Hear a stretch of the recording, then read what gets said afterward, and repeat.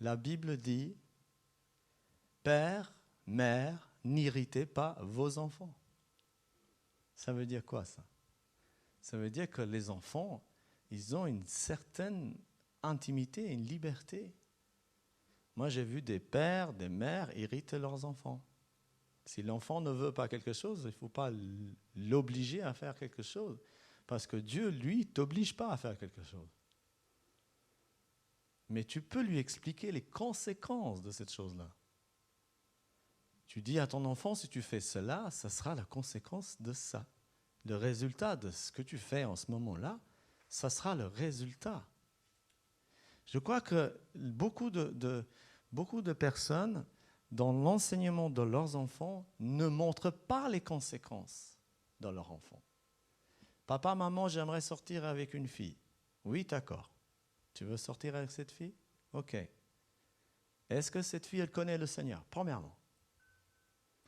Non, elle ne connaît pas le Seigneur. Déjà, c'est un gros problème. Deuxième problème, est-ce que cette fille, ok, alors elle ne connaît pas le Seigneur, d'accord. Est-ce que cette fille, elle aime ses parents? Ah, je ne sais pas. Je dis, c'est la première question à se poser. Est-ce que cette fille, elle aime son papa et sa maman? Parce que si cette fille n'aime ni son papa, n'honore ni son père, ni sa mère, elle ne t'honorera pas. Tôt ou tard, tu finiras par te détruire. Il y a les bonnes questions à poser. Dans l'équilibre familial, il y a des bonnes questions à poser. Papa, maman, je vais vous présenter mon copain. Ok, d'accord. Quand tu as été manger avec lui la dernière fois, c'est qui a payé? On a payé chacun notre part. Oui, parce qu'il a des mouches dans son porte-monnaie. Ce n'est pas un bon mari pour toi. Si les filles vont avec un garçon, boire un café ou se rencontrer boire quelque chose à l'extérieur et ce garçon ne sort pas son porte-monnaie pour payer, c'est un radin, donc il a des mouches dans son porte-monnaie. Ce n'est pas un bon mari. Il ne sera jamais un bon mari. Il pourra changer, Jésus peut le changer. Mais est-ce qu'il connaît Jésus? Non. Ben, s'il ne connaît pas Jésus, il restera intact. Il restera une pierre intacte. Il ne sera pas taillé, il sera resté, il n'y aura aucune facette. Jésus est là pour te tailler.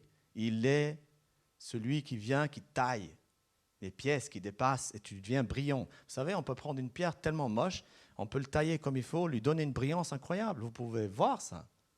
Et c'est ce que Jésus fait. C'est pour ça que la question numéro 1, est-ce qu'il connaît Jésus? S'il ne connaît pas Jésus, c'est déjà un gros problème. Oui, mais il est gentil. Oui, il est gentil, mais est-ce qu'il connaît le Seigneur? Non. Ben, il restera gentil dans certains domaines. Et dans d'autres domaines qui ne te les a pas présentés maintenant, ils vont sortir plus tard et tu verras qu'il n'est pas aussi gentil que ça. Parce que pour être gentil, le diable il est gentil aussi. Hein? Il a proposé à Jésus des choses. Il a dit, si tu t'agenouilles et tu m'adores, je te donnerai tous ces royaumes. C'est gentil ça. Dieu ne veut pas des gentils, Dieu veut des gens justes.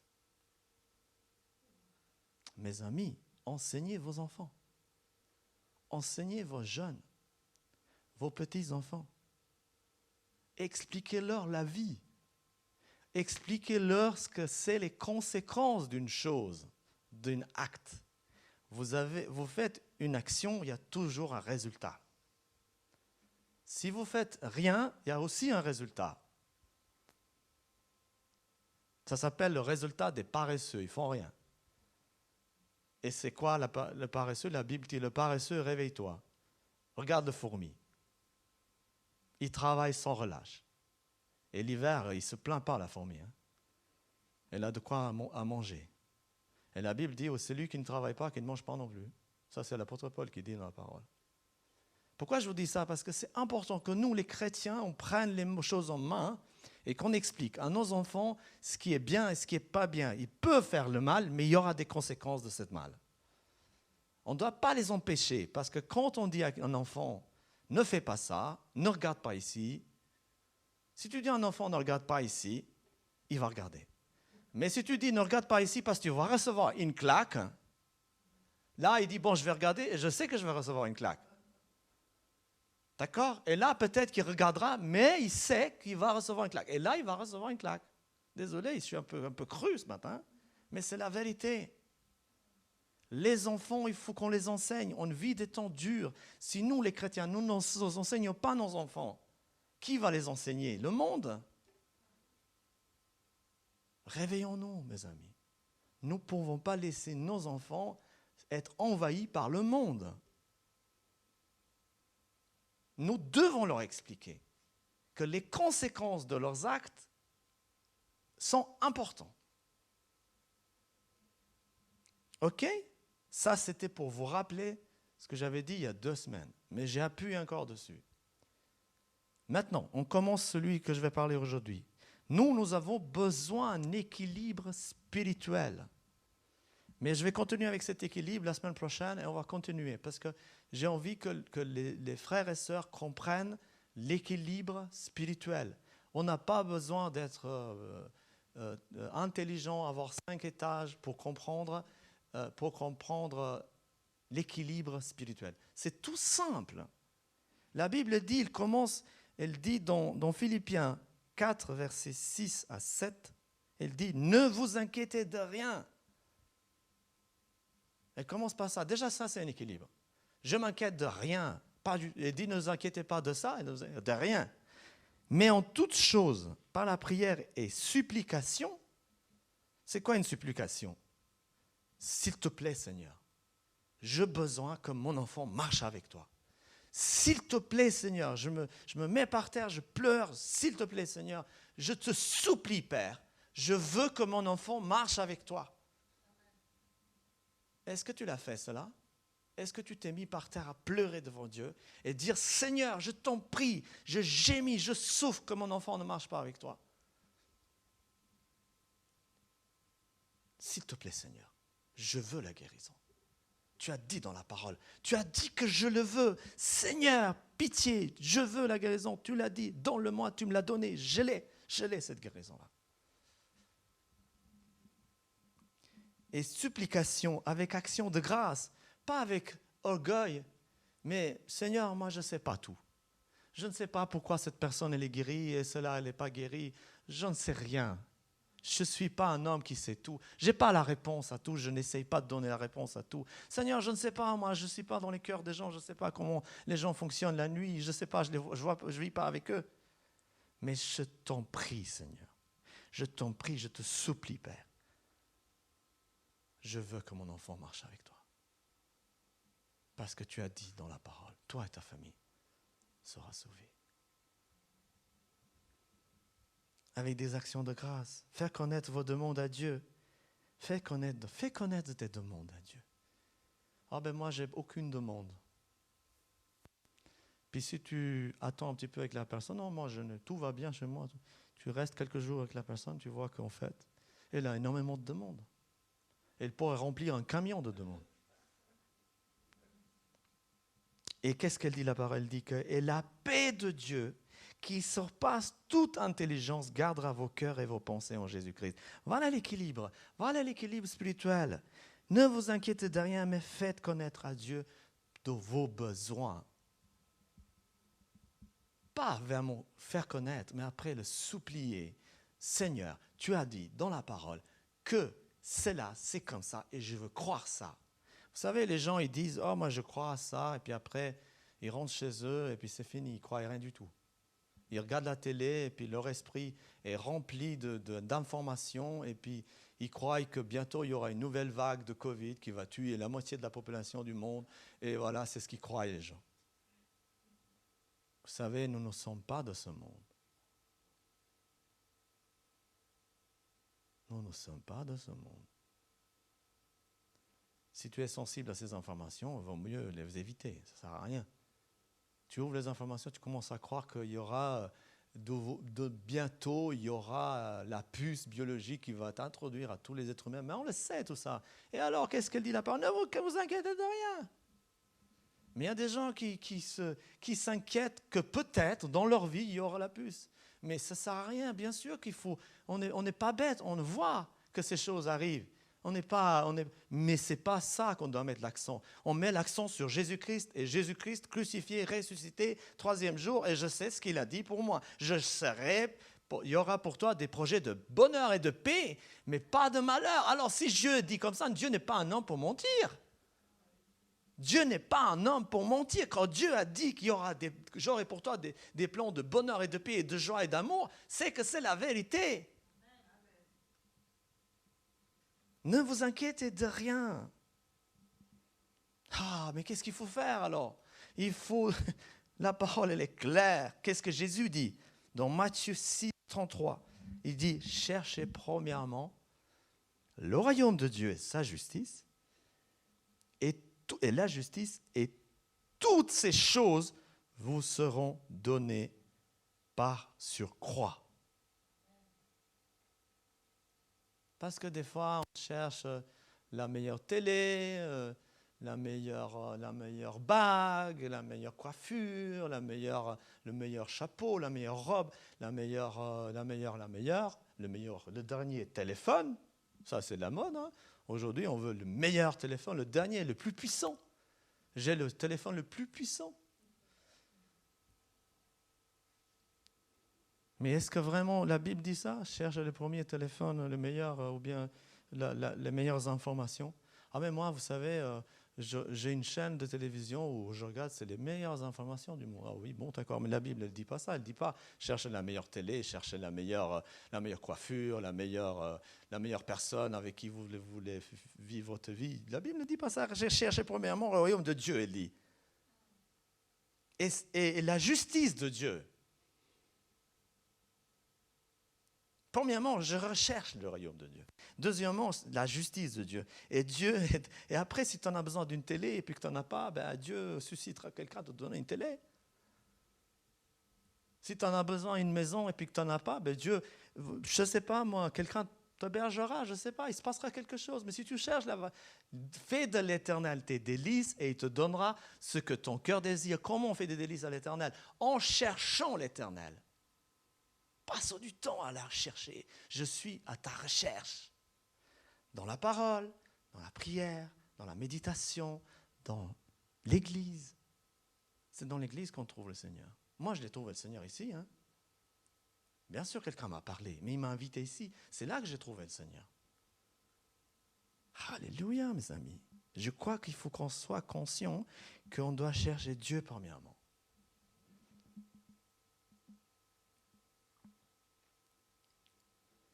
1 Pierre 5, 5, 6. Ne vous orgueillissez pas et soyez pas présomptueux. Présomptueux, ça veut dire quelqu'un qui sait tout, qui connaît tout. Tu peux. C'est la personne, tu sais, elle a été même sur la Lune. Elle a été partout. Hein. Au soleil aussi, avec une combinaison spéciale. Elle connaît tout. Tu ne peux rien lui demander, rien lui expliquer, rien lui apprendre. Alors que moi, j'ai dit un jour au Seigneur, tu sais Seigneur, même une araignée qui traverse la route, je vais apprendre. D'ailleurs, je ne sais pas, une araignée, il a combien de pattes? 6 pattes, 7 pattes, 9 pattes, je ne sais rien. Mais peu importe. Vous pouvez apprendre tout. Dieu a mis en place pour que vous appreniez tout. Vous pouvez étudier une plante toute votre vie et vous n'arriverez jamais à terminer. Nous, on croit qu'on sait tout, mais on ne sait rien du tout. On sait une petite partie, mais on doit apprendre, bien sûr.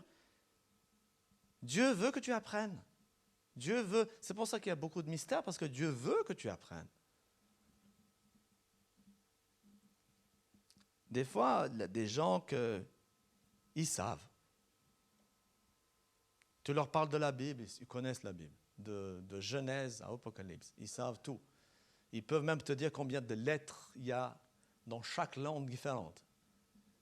Ils sont capables de tout dire, tout ce que tu veux. Ils ont réponse à tout. Vous savez, moi, j'étais quelqu'un qui avait réponse à tout. D'ailleurs, ma femme, elle a souffert au début.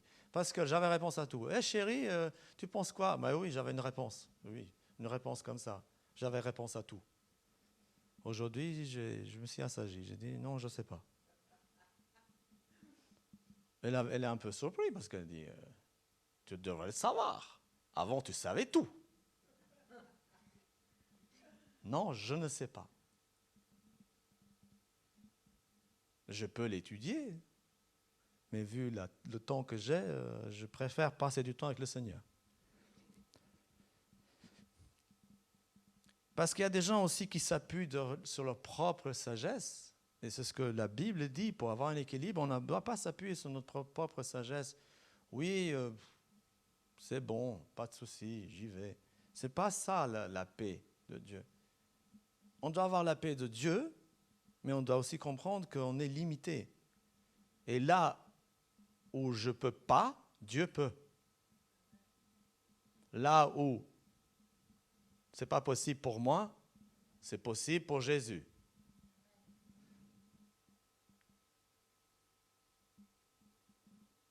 Soyez plutôt soumis les uns aux autres. Oh, ça c'est quelque chose. C'est quelque chose dans le corps de Christ. Hein.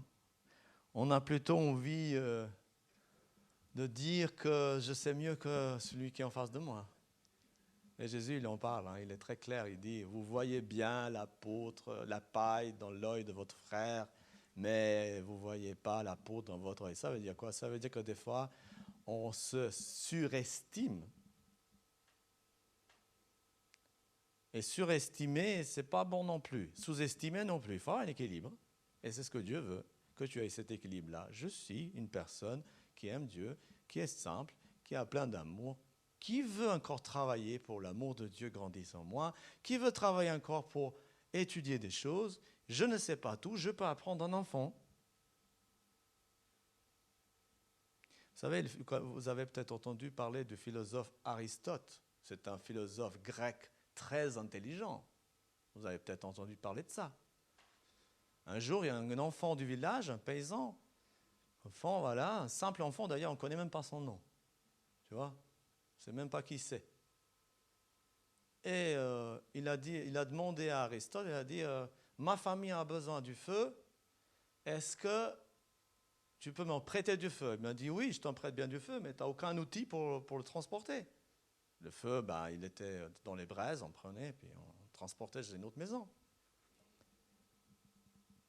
Puis l'enfant a dit, pas de problème pour ça, est-ce que tu me prêtes ou pas? Oui, oui, mais tu n'as pas d'outil. Il a dit, pas de souci. Il a mis des cendres froides sur ses mains, il a mis des braises sur les mains, et il est parti. Pour vous dire, l'intelligence n'a pas de limite. Un enfant que vous pensez qu'il n'est pas intelligent, il est très intelligent. Une personne âgée que vous pensez qu'il a de la peine à comprendre certaines choses, il comprend beaucoup de choses. C'est pour ça que la Bible dit, soyez soumis les uns aux autres. Regardez quelqu'un quand il vous parle. Je suis sûr qu'il y a des trésors qui sortent de lui. Si c'est des charbons qui sortent, mettez un peu de côté. C'est pas grave, laissez-le sortir ces charbons. Mais s'il y a des trésors, prenez-le et gardez-le, les mettez dans vos poches et étudiez-le après.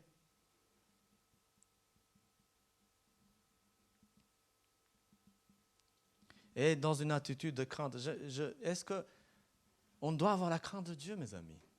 Nous ne pouvons pas faire n'importe quoi, nous ne sommes rien devant Dieu.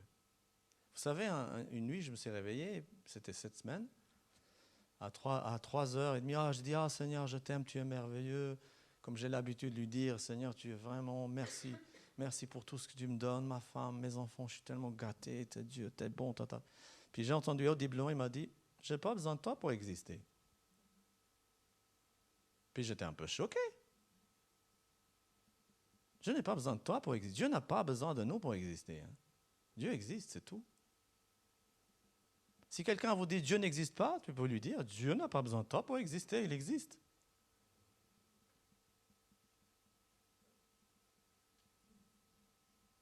A une attitude de crainte de Dieu. Je crois qu'on doit avoir la crainte de Dieu. Quels sont les résultats que vous avez dans votre vie? Est-ce que vous avez un résultat de paix, de joie, d'amour, de prospérité? Vous manquez de rien? Vous pouvez vous habiller? Quels sont ces résultats-là? Et ces résultats sont le fruit de vos actions.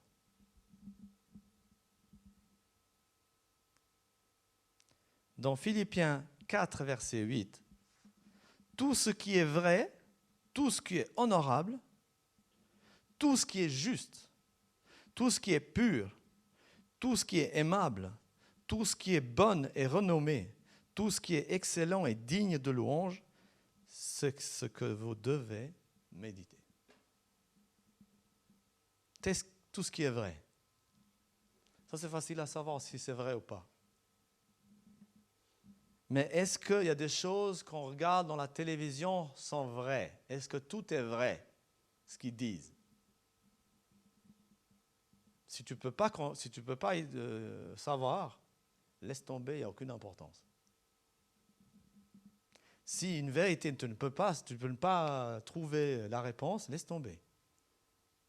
Par contre, si quelqu'un te raconte quelque chose et toi, tu veux vendre un produit, ou tu veux vendre quelque chose, ou tu veux faire quelque chose, et cette personne vous dit, je viens à 6 heures, et puis à 6 heures, vous l'attendez, il n'est pas là, ça veut dire que tout n'était pas vrai, il a dit des mensonges. Et c'est facile à savoir ça. D'accord? Si une personne vous dit, je viendrai vous voir à la Migros à 9 heures, et elle ne vient pas à 9 heures pour vous voir, c'est un menteur, donc ce n'est pas vrai. Vous pouvez le laisser une fois en disant peut-être qu'il a eu une entrevue, une imprévue, et puis etc. Mais si ça devait se répéter, ce n'est pas des bons amis. Éloignez-vous de là, dit la Bible.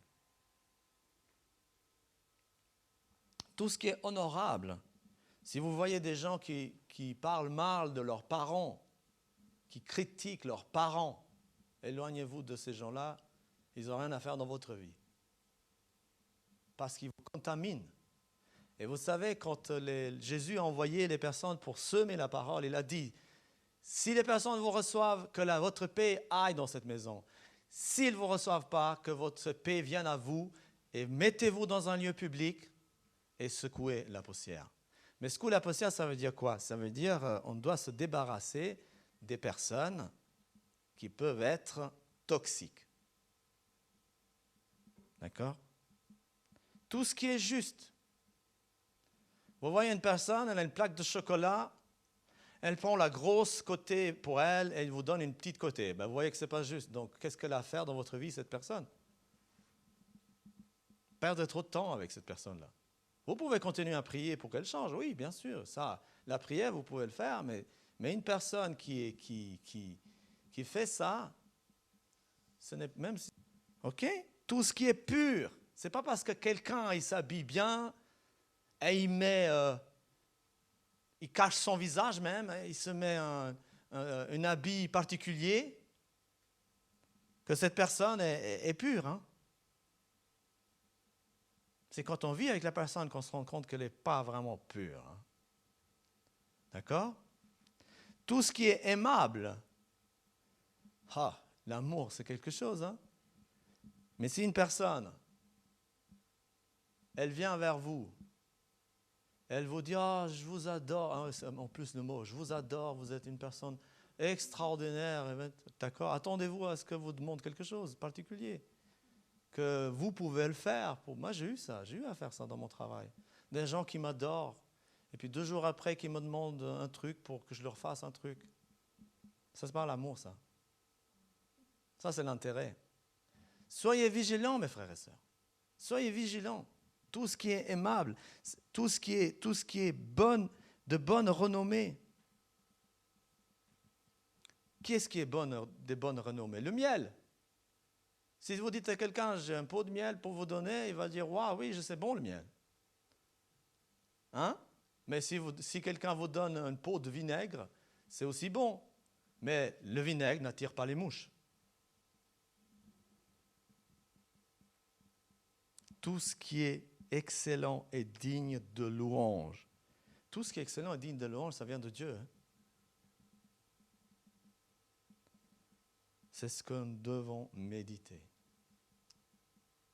Voilà, c'est ce que nous devons méditer. Seigneur Jésus, j'aimerais que l'Église prenne acte des choses qui sont autour d'eux. J'aimerais que l'Église soit une forteresse pour changer les prochaines générations.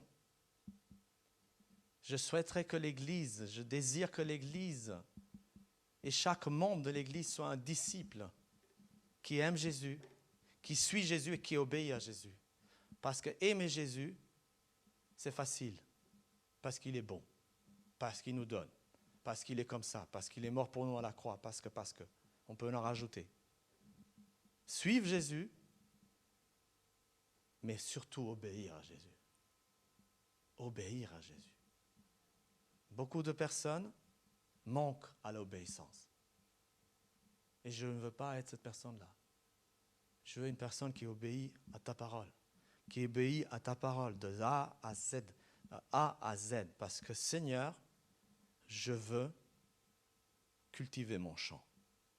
Et dans ce champ, je veux séparer la graine pour la cultiver l'année prochaine.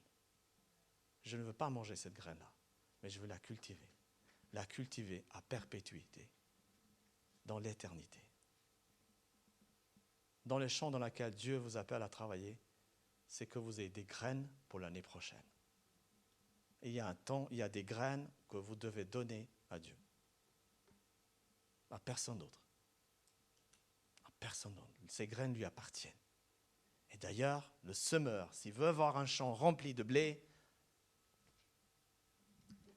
il jette par terre les graines qu'il aimerait manger. Ne jetez pas les graines par terre, mais jetez dans le bon champ que vous avez préparé pour récolter. Celui que sème beaucoup, récolte beaucoup. Amen.